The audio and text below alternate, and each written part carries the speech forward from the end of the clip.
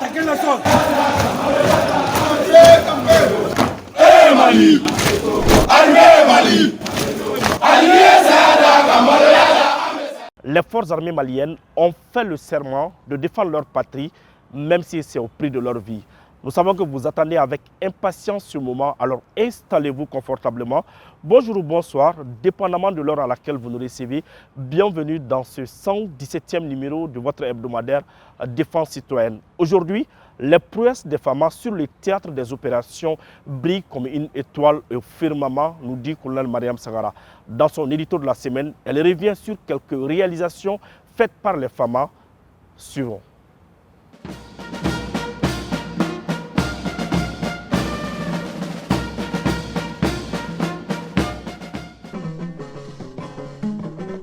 Dolongora kabira sanga bonana ulu bisame ningara jayo dolinye ha jafali ibora ila mama brazula jadindo maja nyamina araba kale odo maja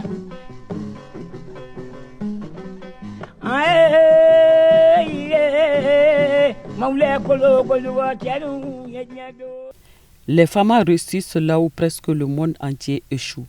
De nos jours, leur prouesse est comme l'étoile la plus brillante dans le firmament. Cette prouesse est comme une épée de Damoclès sur la tête de ceux qui scrutent au quotidien une entorse dans le dispositif de commandement de notre système sécuritaire et de défense. Il fut un moment où on se rappelle certaines armées présentes sur notre sol narguer nos unités sur le terrain. Cet épisode malheureux est terminé. Il fait place à une saison de victoire des FAMA. L'armée de l'air qui n'avait que quelques couloirs d'ouverture dans l'espace et de maigres aéronefs a aujourd'hui un parc rempli. Ce n'est ni exagération, ni vanité de déclarer qu'il y a embouteillage dans le ciel malien, obligeant un programme spécial de décollage et d'atterrissage des aéronefs. Sous peu, si ce n'est déjà fait, le chef d'état-major de l'armée de l'air, le général Alou Boïdjara, explorera le paysage spatial. Il a le soutien total du chef suprême des armées, du ministre de la Défense et du chef d'état-major général des armées. En 3 ans, la force aérienne malienne cumule une forte expérience de combat et de surveillance aérienne. Les FAMA ont franchi toutes les étapes de combat au sol, dans les airs et comme dans l'eau. La guerre la plus terrible du siècle s'est déroulée sur notre sol. Les bailleurs de ce projet inhumain avaient rassemblé ici les terroristes du monde entier. Ils étaient venus attaquer sauvagement, sans raison, notre dignité.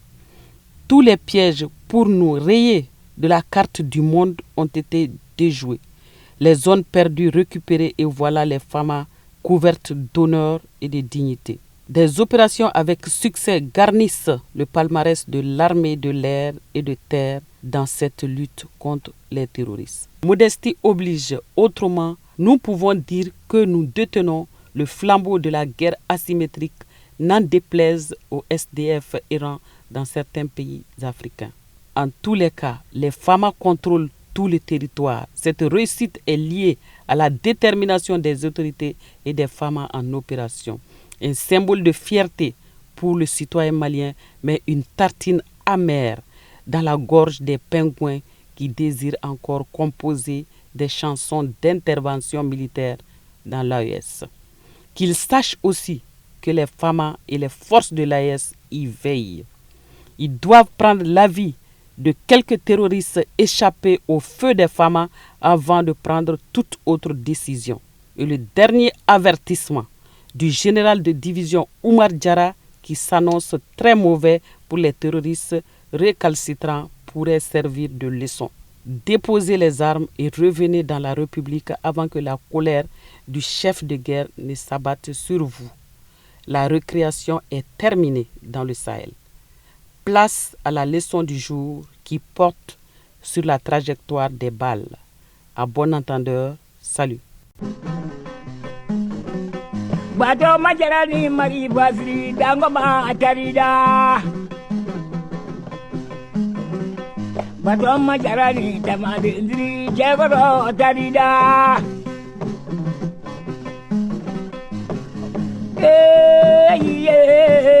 maule kolo koluga jalu menyoanye sajara sabahu la yamaye.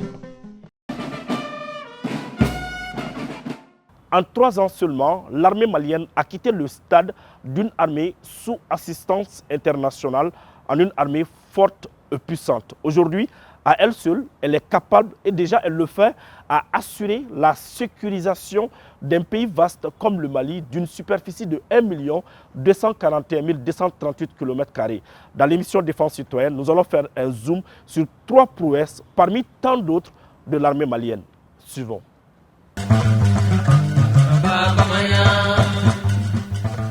La mémoire est esclave de l'oubli. Hakili et Djonié nous enseignent les mandingues. Il faut donc la franchir alors qu'elle est encore fraîche en racontant à travers la magie du verbe et des images l'ascension fulgurante des forces de défense et de sécurité sur les théâtres des opérations. En réalité, c'est difficile à comprendre pour les hommes de peu de foi. Comment une armée qui était encore il y a moins d'1 an sous assistance ou dirais-je sous perfusion internationale depuis plus d'une décennie puisse réussir là où les armées dites puissantes ont échoué. Inconcevable avec la raison, n'est-ce pas? Les faits sont têtus. Ils méritent d'être connus pour que la postérité soit éclairée et qu'aucun autre narratif ne puisse l'induire dans l'erreur. Coup de projecteur sur 3 prouesses des forces de défense et de sécurité maliennes parmi tant d'autres. La reconquête de Kidal, la neutralisation de Abou Ouzéif Fadi Hugo et l'offensive de Mourdja.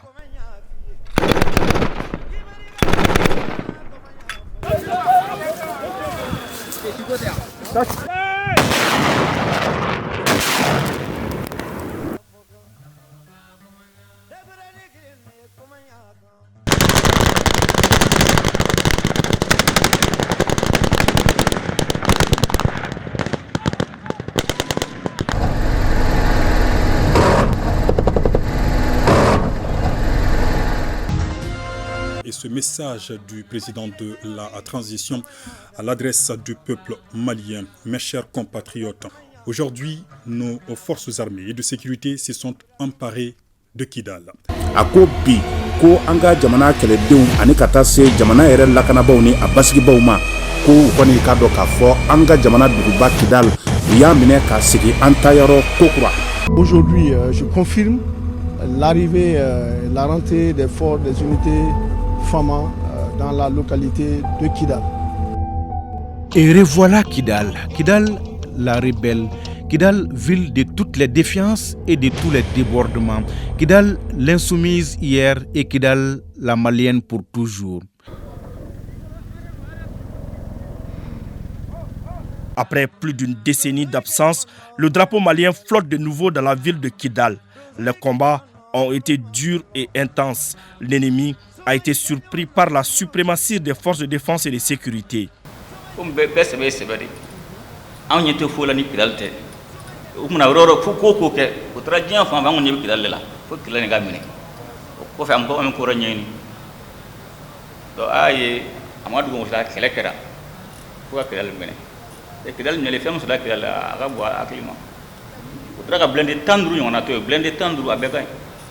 Heureusement que ama tambadouma o bolé jugu ka toy jugu men kamne ka bon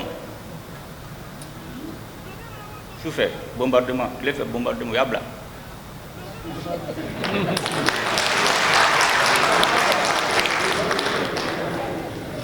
donc c'est ka fa na janfan pa ka pour que jamanan ka desse quoi. C'est la liesse populaire partout au Mali. Les réseaux sociaux s'enflamment. Pour certains internautes, quand le lion a rugi ce matin du 14 novembre 2023 dans le désert, les animaux ou brebis galeuses se sont enfuis éperdument et l'armée malienne a mis la main sur l'épicentre du terrorisme au Sahel. Le peuple malien est plus que jamais fier de son armée.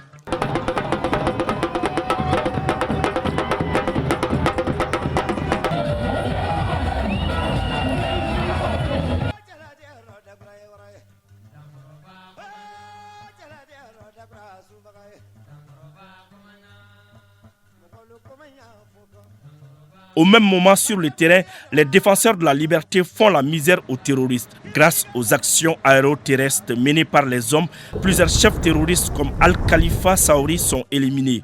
Dans le centre et dans le nord, les vecteurs aériens font des frappes chirurgicales. Des matériels de guerre récupérés et les carburants à destination des terroristes sont détruits.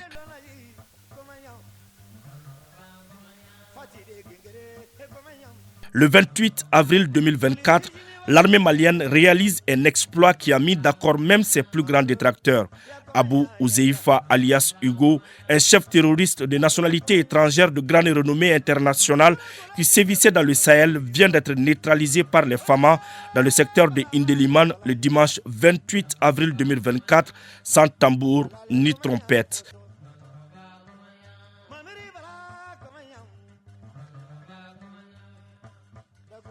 L'homme se croyait indéboulonnable, indestructible et surtout inatteignable. Car bien que sa tête soit mise à prix à 3,4 milliards de francs CFA, soit 5 millions de dollars par le département d'État américain pour sa responsabilité dans la mort des forces spéciales américaines à Tango au Niger en octobre 2017, il continuait à mener ses activités d'exaction contre les civils.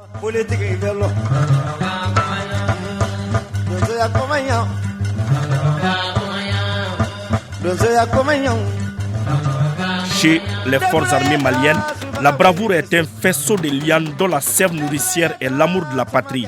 Ces hommes ont eu l'occasion de montrer leur savoir-faire quand le matin du 26 mai 2024, les terroristes de la Katiba Massina se sont attaqués au poste de Mourdia vers 4 h du matin.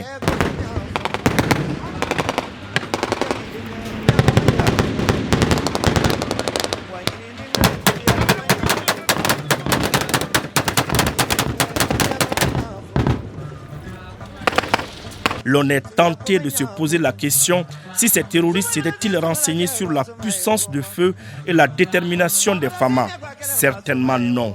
Eh bien, les ennemis sont venus, ils ont vu et ils ont été bien servis. Même ceux qui ont voulu prendre la poudre d'escampette ont eu leur dose.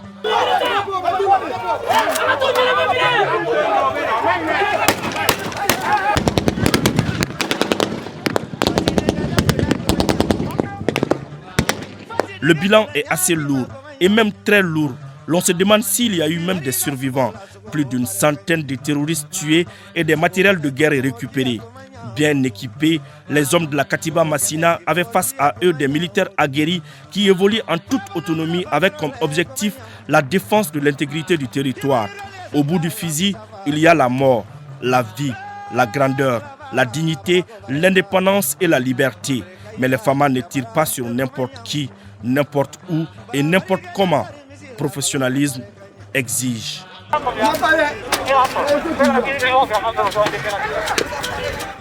Dans les grandes villes, sur le plan sécuritaire, la police, la gendarmerie ne font pas de cadeaux aux bandits et la protection civile est sur tous les fronts.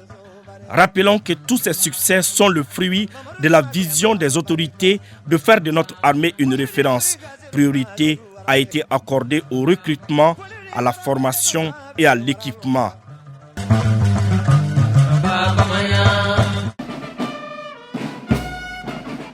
La famille des généraux maliens s'agrandit. 21 officiers supérieurs viennent d'être promus par le président de la transition au titre de grade de général de brigade. Ils ont reçu leur attribut au ministère de la Défense et des anciens combattants. Je vous propose d'écouter successivement le ministre de la Défense et des anciens combattants, le colonel Sadio Kamara, et le chef d'état-major général des armées, le général de division Oumar Diarra. Suivons. Depuis que nous sommes arrivés, le président a fait du personnel sa priorité. C'est ce qui explique les différentes formations organisées depuis la formation commune de base, les certificats techniques d'aptitude numéro 1, numéro 2, les certificats, les brevets d'armes.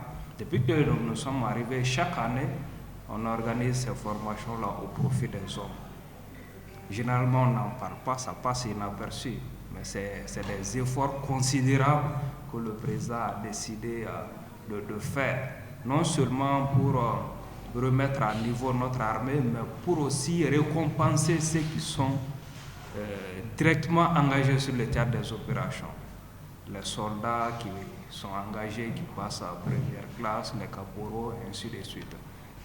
Donc aujourd'hui, c'est votre tour, même si le président avait décidé de mettre en veilleuse vos nominations, bien vrai que les textes et vous remplissez les conditions, c'était compte tenu de beaucoup de facteurs. Il avait voulu donner la priorité aux hommes d'abord, vos subordonnés, et aujourd'hui, les conditions sont réunies et il a décidé de vous remettre ces galons. Donc on va prier le bon Dieu. On va prier le bon Dieu qu'il vous donne vraiment la force et la santé nécessaires de pouvoir assumer ses responsabilités. Et que toutes les décisions que vous allez prendre, que ces décisions puissent être des décisions qui puissent aider d'abord vos subordonnés, qui puissent encore aider le Mali. Et n'oubliez pas, nous sommes là, c'est pour la population. Tout ce que nous faisons, c'est la population qui est le centre de gravité. Ça, c'est le terme utilisé par le président lui-même. C'est ce qu'il dit aujourd'hui. Si vous voyez qu'on parle de l'armée malienne, c'est parce que la population malienne a accepté, le peuple malien a accepté de donner la priorité à l'armée. C'est ce qui explique un peu la montée en puissance de notre outil de défense. Donc c'est l'occasion pour moi aussi de saluer la résilience du peuple malien et leur demander encore de continuer à accompagner les femmes. Nous avons fait plus de la moitié. Le pays qui reste, ce n'est pas beaucoup. Il faut que nous restions encore soudés et qu'on se donne la main pour pouvoir atteindre cet objectif qui est d'avoir un Mali apaisé.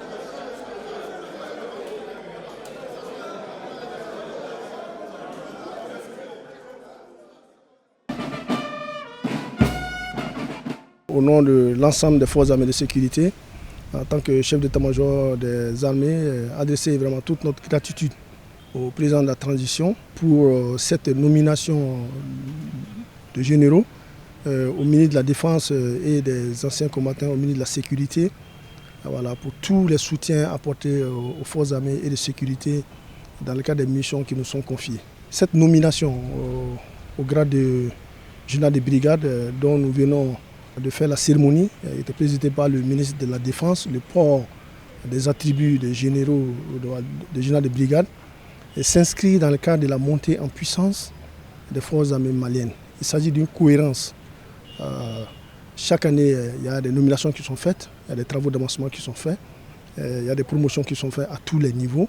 Et aujourd'hui, cette nomination vient plus ou moins concrétiser ou bien compléter la chaîne de commandement des forces armées et de sécurité.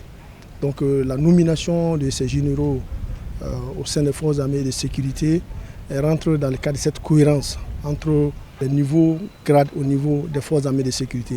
Il s'agit de la pyramide des militaires iraniens, des sous-officiers, des officiers supérieurs et des officiers généraux.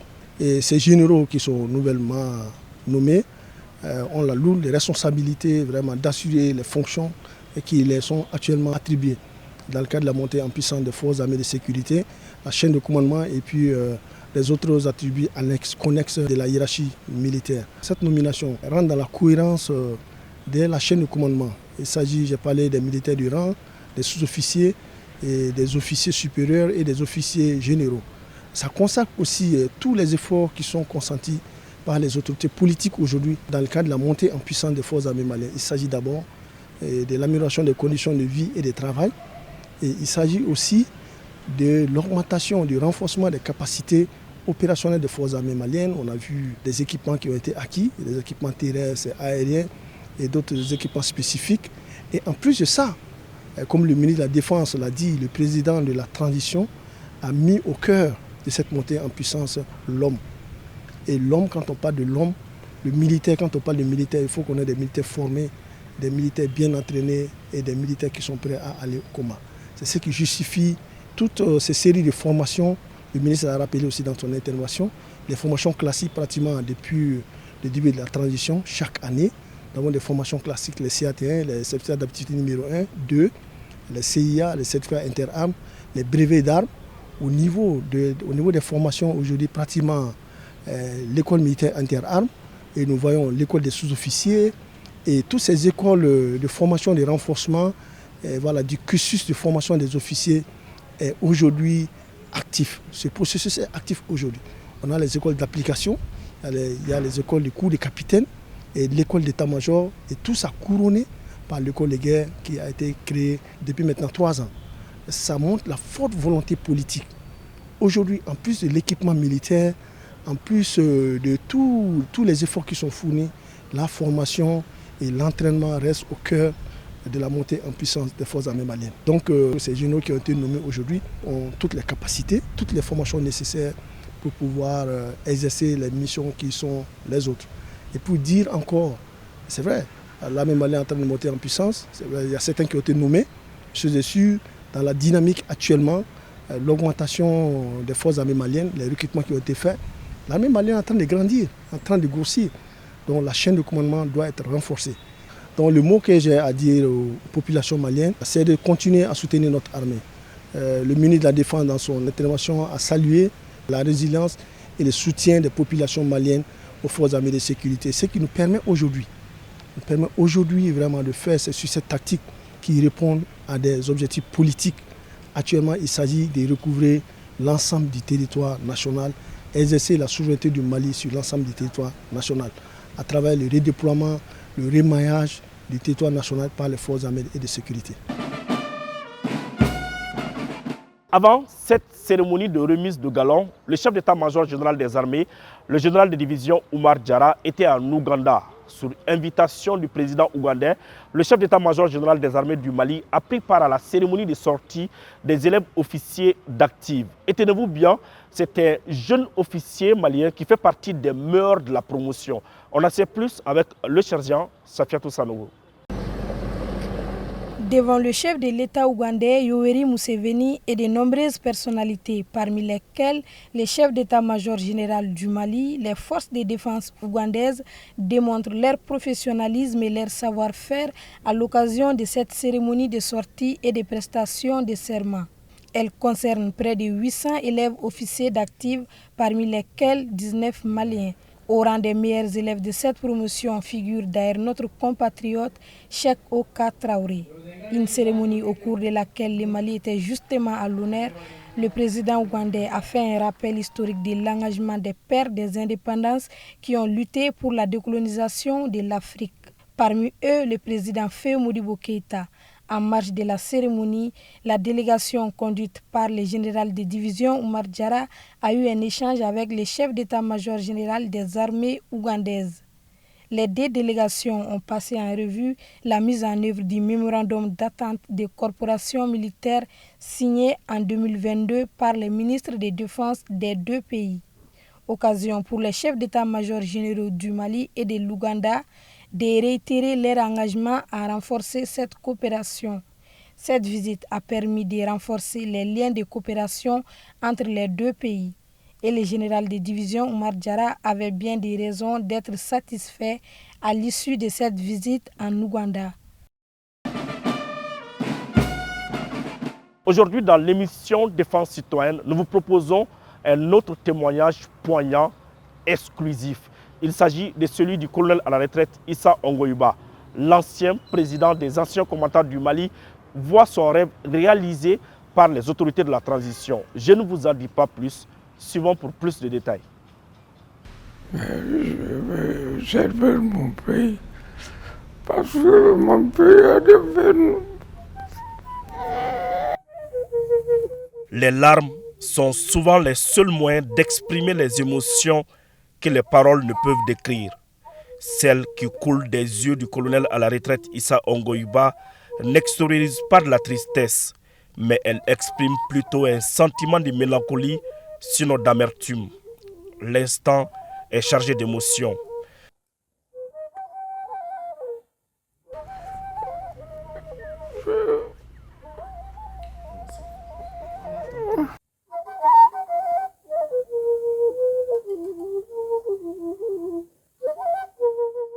Diminué par le poids de l'âge et de la maladie, le colonel à la retraite regrette une seule chose, ne pas pouvoir se battre contre les terroristes pour sa patrie. Mais ce qu'il voit maintenant le rassure. L'armée actuelle reprend la course de l'armée de Modibo Keïta. Et ça me fait plaisir énormément.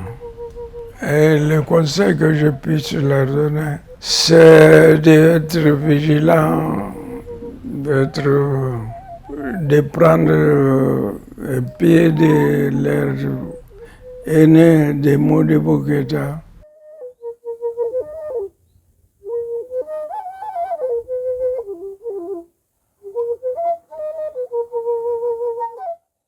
Il m'est difficile de parler, je ne peux pas marcher, mais c'est pas grave. Non, malgré la maladie, si on me demande de partir, on me demande d'aider, je suis prêt à partir. Quand l'ancien combattant se remémore quelques minutes après du passé glorieux de notre armée, ses yeux scintillent. Le regret laisse la place à la fierté. Durant toute sa vie, l'homme s'est battu pour que l'armée soit comme celle qu'elle est aujourd'hui, c'est-à-dire une armée forte et puissante, capable d'assurer la sécurisation de l'ensemble du territoire en toute autonomie. L'armée d'avant-hier était valable sous Modibo Keïta. Après, la démocratie est venue. Elle a tout balayé ce qu'il y a de bon. Moi, j'ai fait l'armée française. J'ai eu la carte du combattant.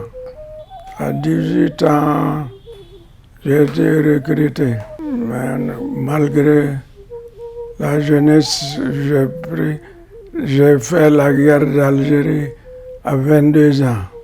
Comme s'il avait senti la maladie venir, l'homme qui a le Mali et surtout l'armée chevillée au corps a laissé des écrits, des réflexions qui abordent les défis auxquels les forces armées maliennes font face aujourd'hui.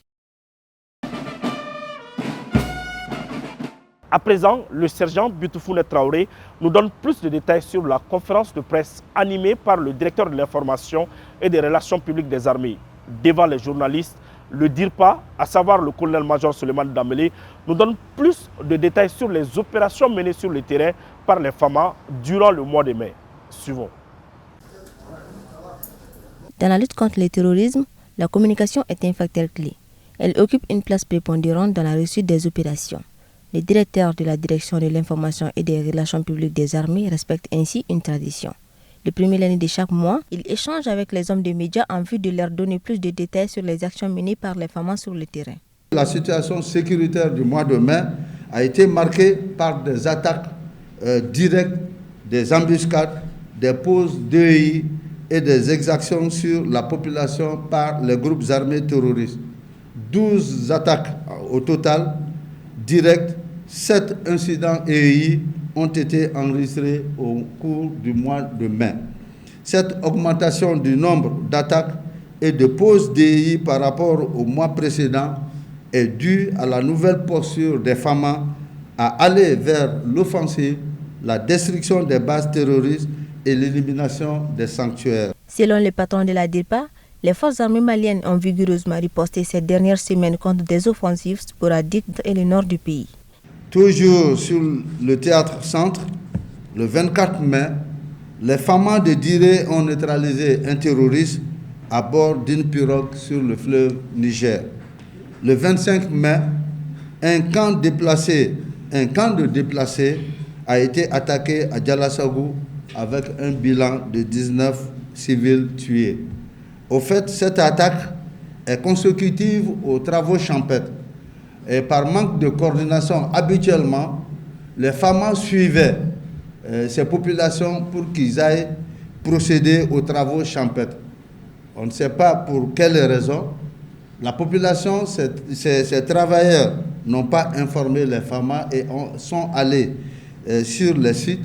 Et c'est de là qu'ils ont été attaqués faisant 19 morts côté civil. Lors de cette rencontre avec les hommes des médias, le colonel-major est également revenu sur l'attaque du 26 mai dernier contre le poste Faman de Moridja. Il a aussi salué l'engagement et la détermination des hommes à traquer les forces du mal.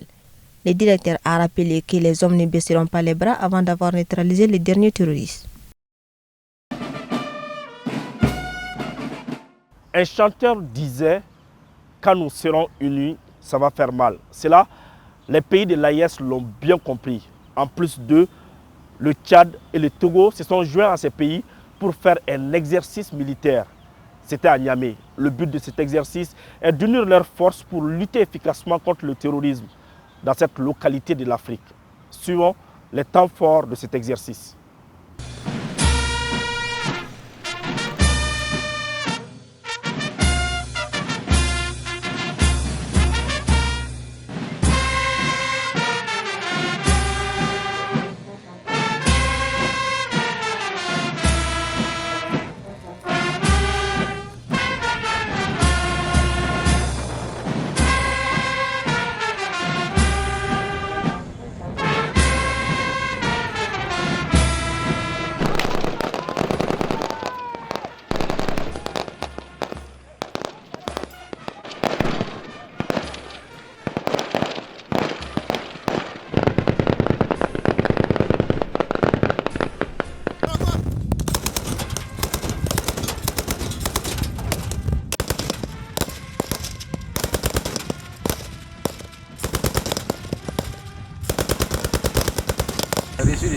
Continuer l'observation, tenant toujours en mouvement.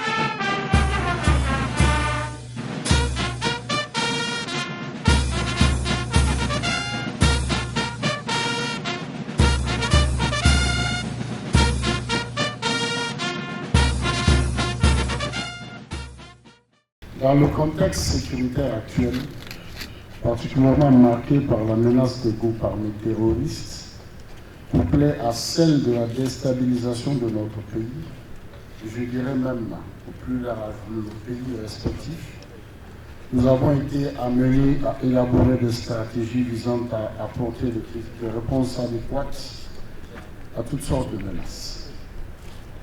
C'est dans cette optique que l'exercice national Tahanak a été conçu et conduit par nos troupes respectives au niveau opératif et tactique.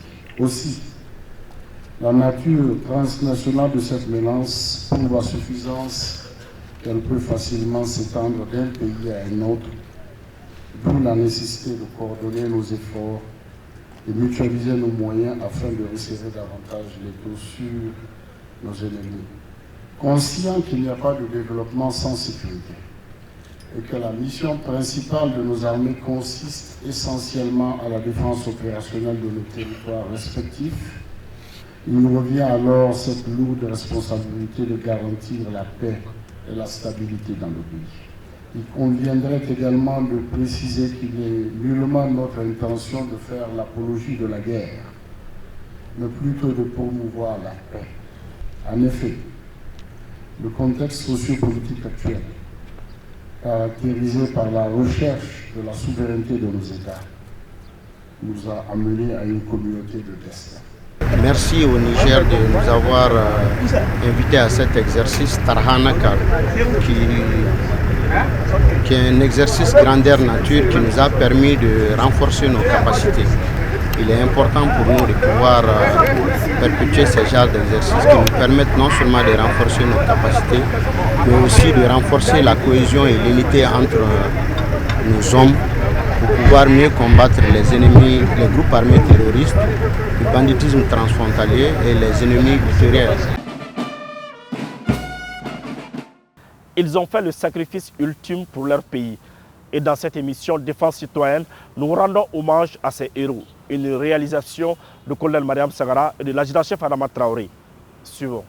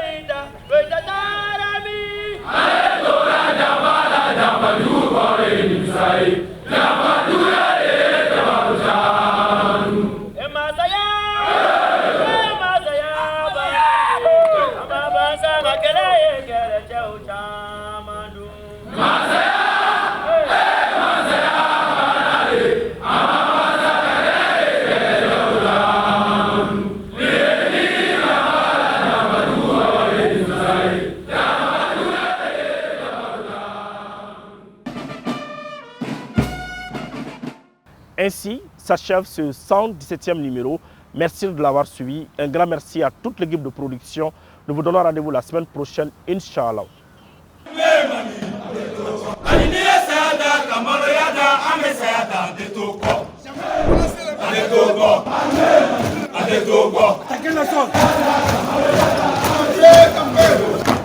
Mali, Mali,